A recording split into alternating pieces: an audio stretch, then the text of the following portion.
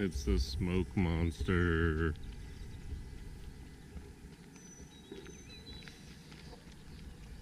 Okay, not really. I'm sure my dad just lit some of the scrap on fire. Still, that was my first thought.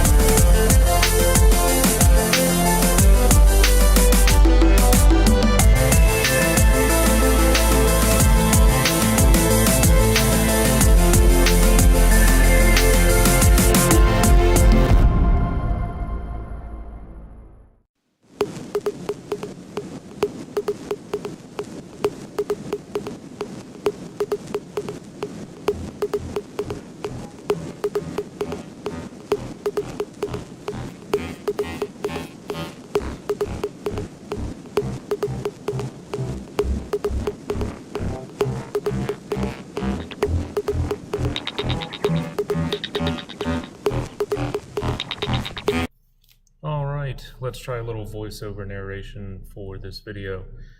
As Billy is finishing up the last section of railing, I'm getting the next section ready. This means opening the box and getting the parts out.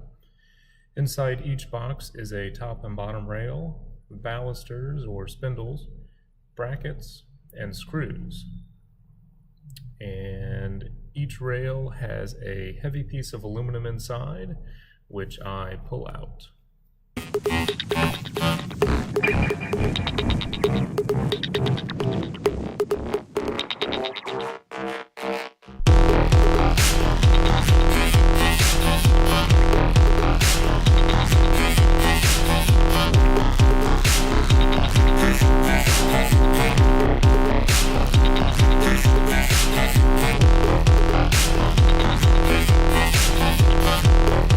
The brackets come out of the bag.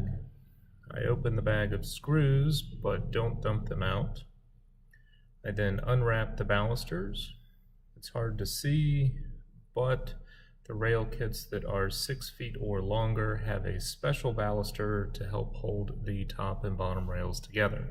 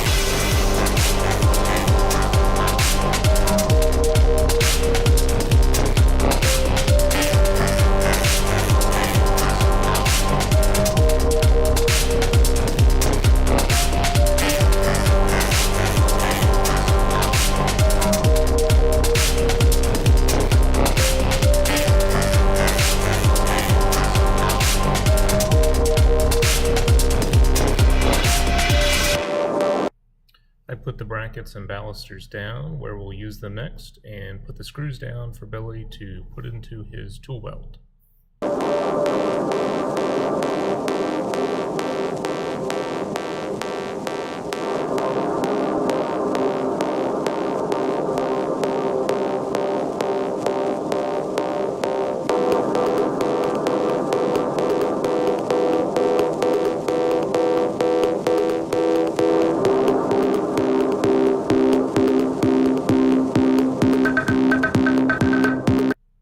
Measured the length needed for the top and bottom rails. mapped them out, and marked them. About half the time, the bottom and top lengths were slightly different. Once measured, the rails were cut. As he cut the plastic part of the rail, I got the aluminum part ready to cut.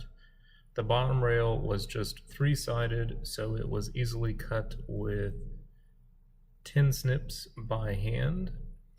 The top rail had intricate bends and took more effort. We used the recipricating saw a few times, but found the hacksaw worked better. It gave us more control, a cleaner cut, and usually went faster. My dad and I would hold down the top rail while Billy cut. After being cut, the aluminum slid back into the plastic.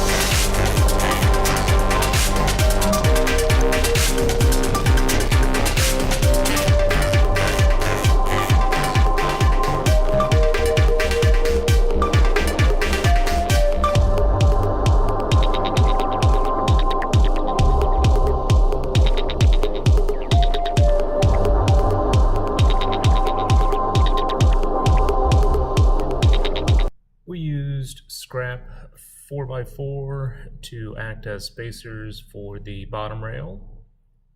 We put the brackets on, put the rail into place, centered it on the post by eye, and screwed it into the post. I usually held the bracket while Billy pre-drilled the hole, then stayed out of the way until he finished.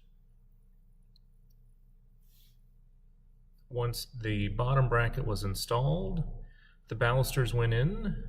The special baluster I mentioned earlier went in the middle, while the regular balusters filled the rest of the holes.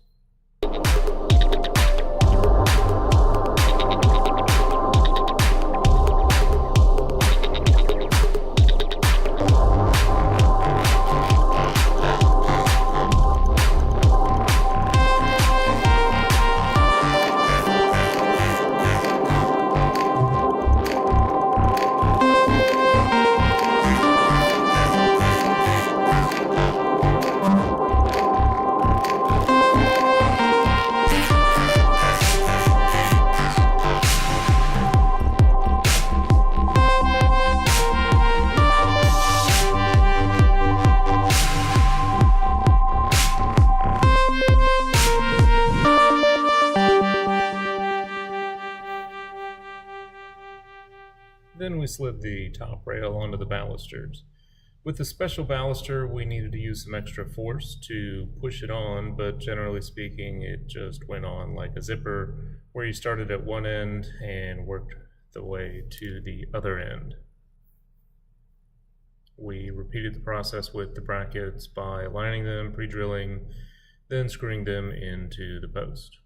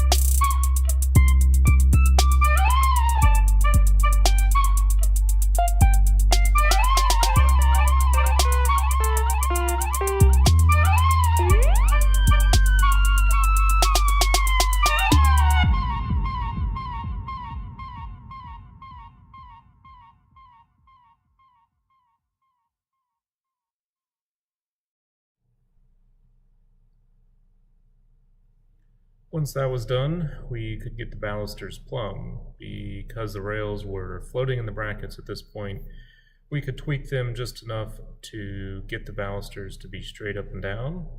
Once that was done, another round of smaller screws went through the brackets and into the rails. And after that, the trim pieces were snapped onto the brackets to cover the screws, and the caps could go onto the posts. The bracket trim would typically need to be hammered on while the post caps just slid into place.